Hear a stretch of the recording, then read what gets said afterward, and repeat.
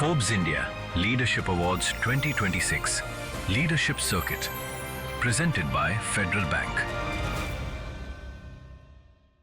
Bengal has a strong foundation of industry, entrepreneurship, and homegrown businesses. The opportunity now is to turn these strengths into greater scale, investment, and lasting economic value. As demand evolves, the question is, what will it take to build the businesses that can grow here and compete nationally, well, even internationally? To explore the same, we are joined by three leaders with first-hand experience of building and scaling businesses across industries. CK Dhanuka, Chairman, Dhunseri Industries; Mayank Jalan, Chairman and Managing Director, Keventer Group; and Narrindra Suranna, Chairman and Managing Director, Ddev Plastiks Industries. Mr. Dhanuka, you've built your businesses across economic cycles. And today, what are the strongest opportunities do you see for growth, especially for a business like yours? In India, opportunities are immense. Bengal will grow much faster now because after 50 years, something new has happened. Double engine government, which is a very big thing in India today, where the central government has got a revenue collection of 50 lakh crores, and the states are all in deficit badly. You need money to grow, that is for sure. So, number one is how your state will be made equal to other states. And then how it will be made little better than other states in fiscal terms. You have to give incentives.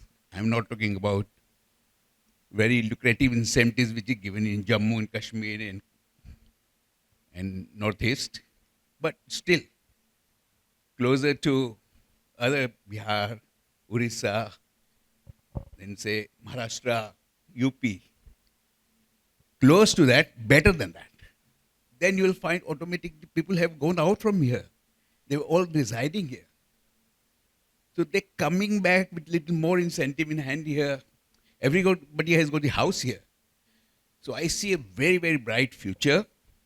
How you see things and make it equal to other states. This is what I feel. Mr. Jalan, you're in a consumer-facing business, and as we were discussing, Suveen and Shashwat were discussing, tastes are, changing very fast, especially with especially with India getting younger. What kind of changes do you have to make in your business? How frequently do these changes have to be made? You're absolutely right. I think it's not just the taste which is changing, but the way that people get their information, what media they're consuming, what habits they're wanting to form, who are their role models, who are they trying to emulate. Means the most incredible, evolution that has happened in the last few years is today in your smartphone, you have the world at your fingertips. You have, infinity amount of data, media, content, which is actually guiding your preferences. We work a lot in the Northeast, and I was visiting some of the markets there, and suddenly I found a huge influx of Korean brands, and it took me by a surprise, whether it's Korean skincare, it's Korean noodles, it's in the food habits. And then I asked someone, what the hell is going on?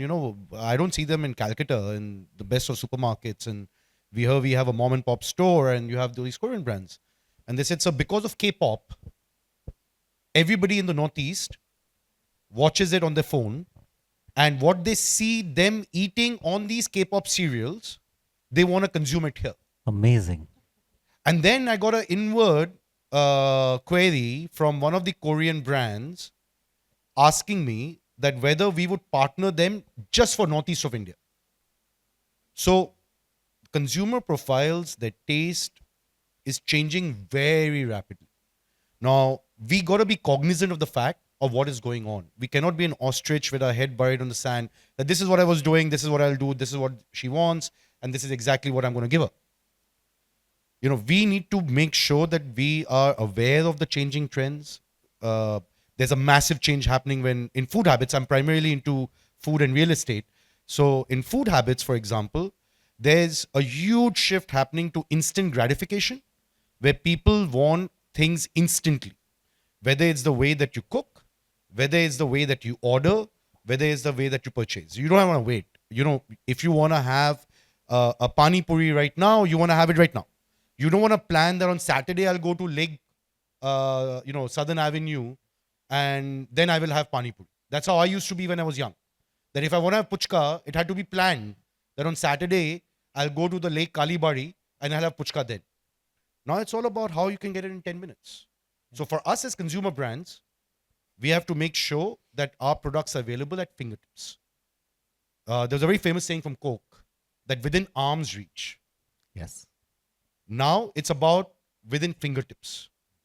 And it might seem like, oh, arm is this and fingertip is this. What's the big difference? But for us in distribution, it's a huge change right now. There's a massive shift happening to health and nutrition. People are getting very cognizant and very aware of what they're consuming because that's the kind of media and content that they have been absorbing, and the kind of role models that they're emulating. Mostly everyone has a six-pack and everybody is very fit and everybody wants to emulate, and nobody wants to be unhealthy. So today as a food consumer brand, we need to be very cognizant that are our products healthy? Are we giving nutrition? In real estate, that's the second business that we do. People have stopped looking at real estate as square feet. Nobody is interested in the kind of square feet that you're giving inside the house.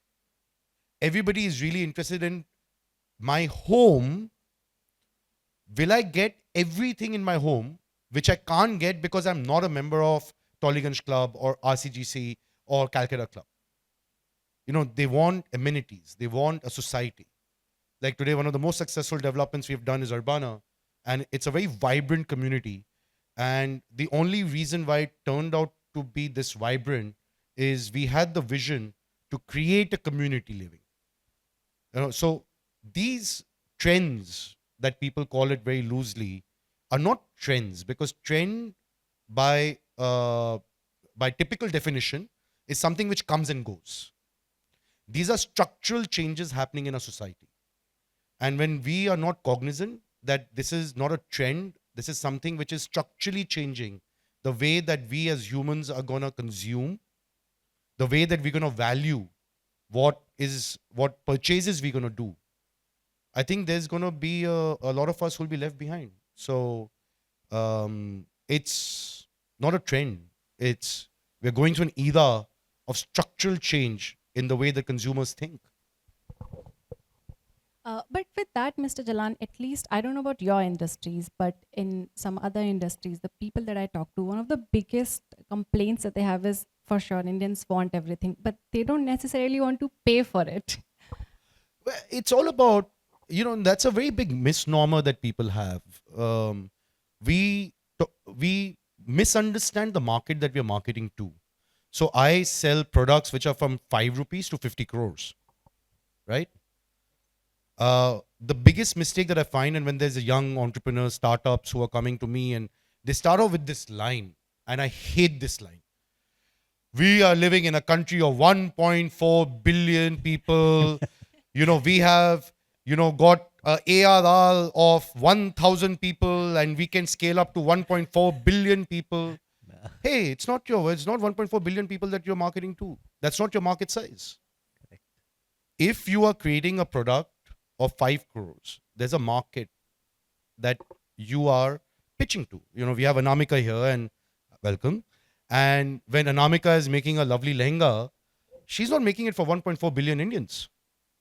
She's making for a subset of them. She's defined her target audience, and she's going to be marketing it to that target audience. Same, when you are making a product and you have a price point, if I have a 5 rupee price point, my addressable market in the country is probably about 400 million. It's not 1.4 billion.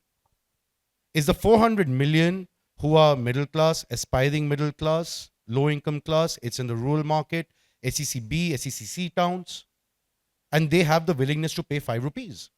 I go and try to sell them something worth $100, And then I come back and complain, मेरा product तो इतना बढ़िया है, इतना बढ़िया packaging है, पर कोई खरीदता नहीं है. अरे साहब, अगर आप 100 रुपए का प्रोडक्ट बना रहे हो और वो डेली वेज अर्नर की कमाई दिन का 200 रुपया है, तो वो कैसे 100 रुपया आपके प्रोडक्ट में खर्च करेगा? People have the willingness to pay. Today you look at the headlines, you are creating new records in real estate every month. Where is that money coming from? Is there no willingness to pay? Of course there is willingness to pay. But are you being able to address the right target audience for your price point? Is your strategy right? That is the key. Mr. Suranna, as you know, demand evolves and demand grows, we'll need manufacturing to catch up. What do we need to do today to build the kind of capacities that we need to cater to the demand that's going to come? Good evening, everyone. First of all, I thank you and Federal Bank, who is our banker also, Oh, how invite me nice. over here, So we have been banking with them for last almost 1 decade, See, incidentally, we are the largest manufacturer of polymer compound in the country. We have factories in Daman, Silvassa, Surangi, then in Delhi NCR also, in Kolkata also, we have few factories. And we are exporting to almost 64 countries. And we are catering to mainly cable industry, which is now the in thing actually, because everybody is going gaga over cable industry. And we are speaking about this renewable energy. So we are setting up one factory for battery energy storage system in Ahmedabad. And now incidentally, we want to bring it back to Calcutta also, See, for me, the scale is very important because you should be able to compete with the best in the world. See, people talk about China, people talk about Vietnam, people talk about there are other duty structure also all over the place. But the basic moot point is that unless you have the right quality of people, right quality of infrastructure, and right size, coupled with technology, you cannot compete. So you have to evolve yourself as a world-class manufacturer, okay, to be able to compete with the best in the world. And you are exporting right up to Brazil and right up to USA also. And you will be very surprised to know we are the only compounder, possibly in the world actually, who are producing UL certified compound, which cable producers are, using to sell their product, which they are manufacturing, cable, to be exporting to USA. But 64 countries, that is quite. Yes. Yeah. Mhm. Mr. Dhanuka, as Sashwat mentioned in the last FISAT chat, reinvention seems to be the thing that sort of, gets you going as a legacy business sort of evolves with times. What is your view on that? What do you think an established enterprise needs to do to unlock the next phase of growth? I got a little different view than Shashwat, and I would like to stick to where I am and to improve on that. We are in tea plantation, I've got 20,000 workers. I see the responsibility 20,000 workers on me. So working with Chief Minister Assam and Bengal to see how that can be improved. The same way petrochemical is a huge area where PET chips we make, and we make also the polyester film, BOPP film, packaging film. So there is a huge scope where I can improve upon. Now my turnover is 12,000 crores. If I expend more, I'll make it 15,000 crores. So I would like to stick to that. And I don't see competence in me to get into a new area where so many people are existing. So let them work for that area. But I'm going to stick to my areas and see how it goes. And I'm happy about it. Very nice. Yeah. Mr. Jalan, as you know, demand evolves and grows in the consumer-facing segments. Is it easier to attract investments? Investment follows, profitability and a plan, whether it's in terms of valuation or your P&L. So if you have the POC, if you have entrepreneurs or managers at the helm of it who are capable and with a proven track record, capital is not a challenge. There's a lot of capital which is flowing into India, both FDI as well as private equity, venture cap. I have personally invested in a lot of them.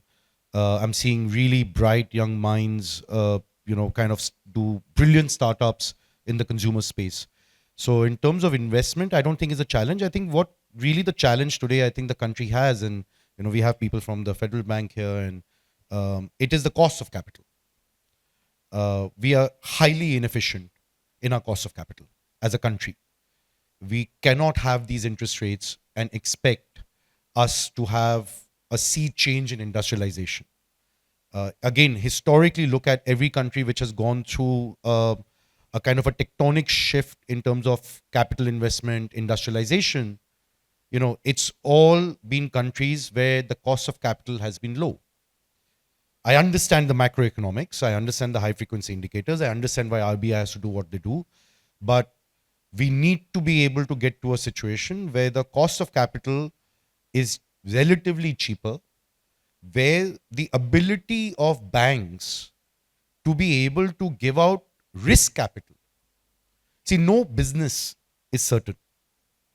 We have made failing in a business almost akin to theft or dacoity, or we should be celebrating if there is a failure in business. We should be making it easy for that entrepreneur who has taken a risk, who has put everything that he has. And today when you go to a bank, other than your physical body, they are mortgaging everything, right?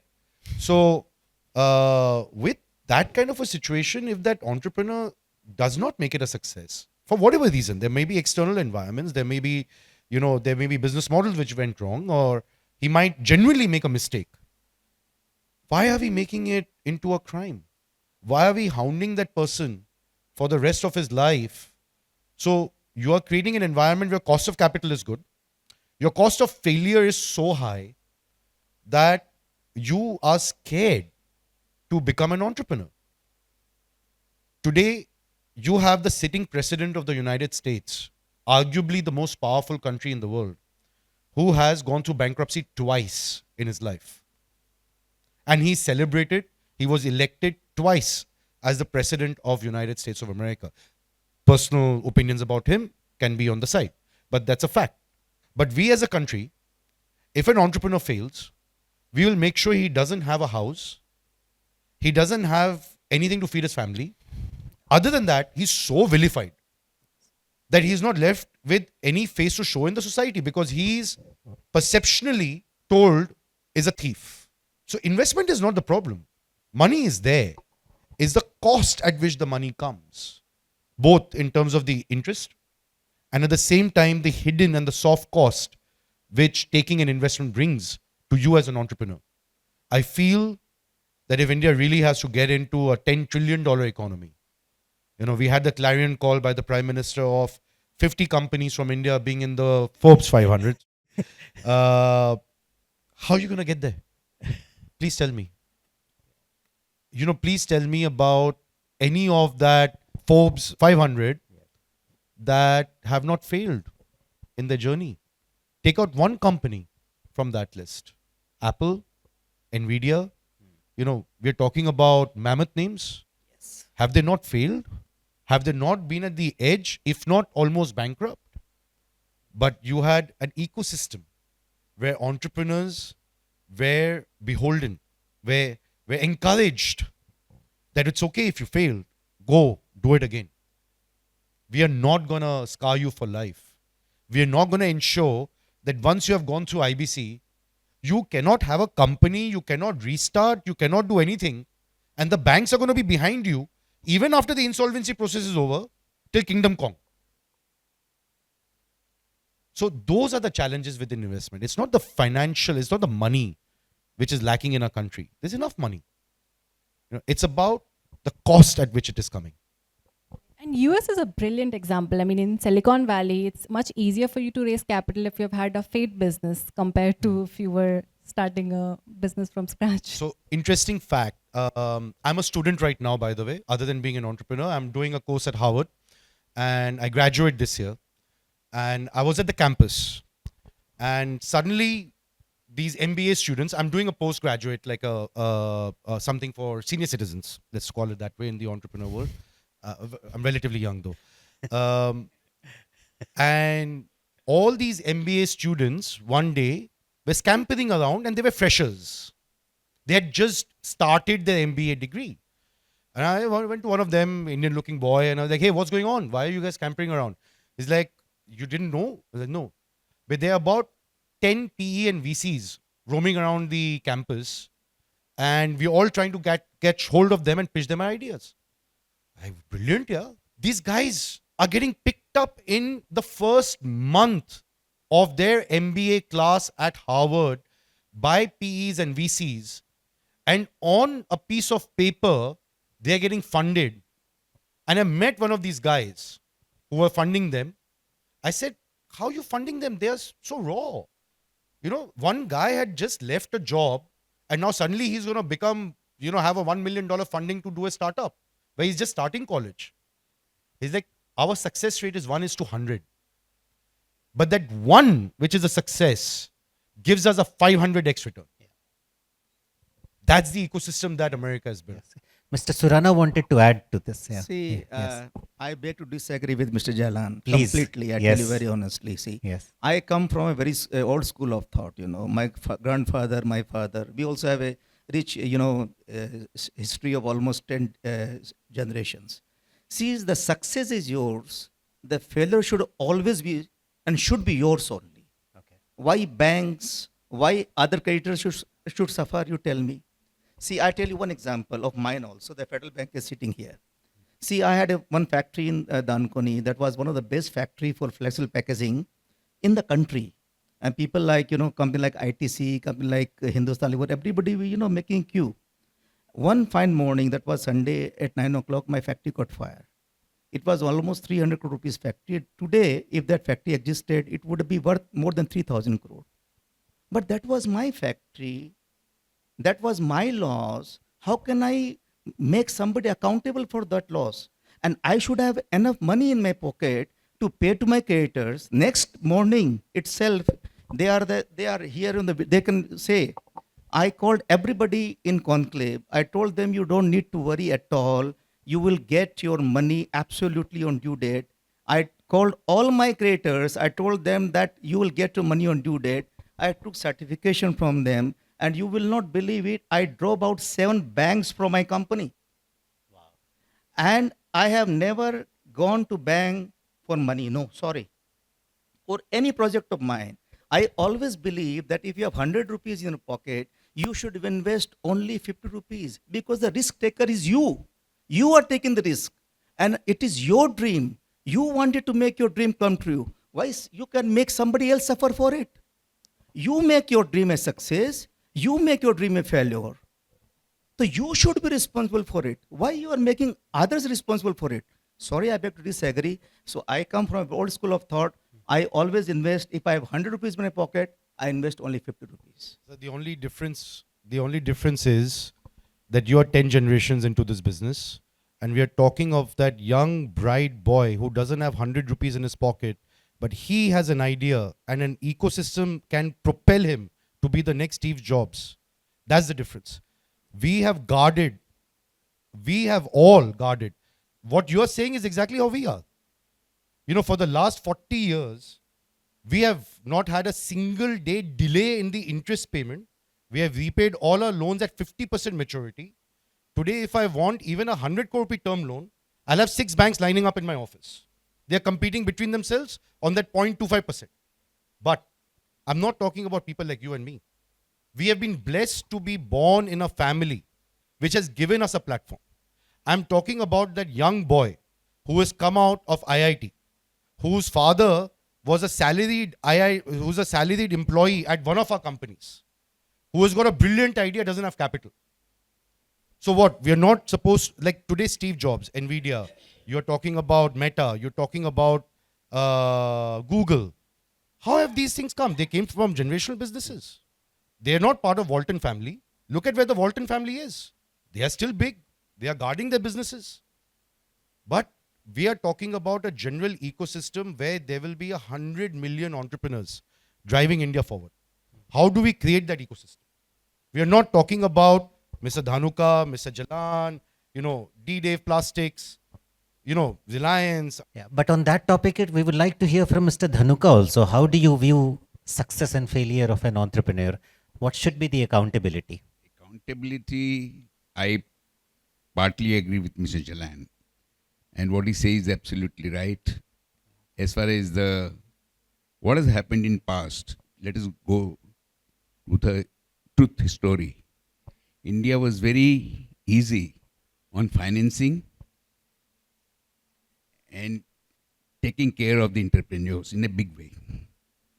But too much of money was siphoned off by the entrepreneurs. The Indian government took a decision how the NPA has to be dealt with. Now it is a time, there's a lot of discipline has gone into the Indian entrepreneurs, which has to be revised again. NPA is not a fault of an entrepreneur. It is one of the, has to happen. NPA has to happen sometime when you are putting in a new industry. You cannot get the market of today, the scale in which you put. It will be absorbed in 5 years, 6 years of time. You cannot design the profitability in the first, second or third year. So it has to be revised and they have to change. And they have to see how the entrepreneur, how the cash flow has been behaved. They have to look things differently.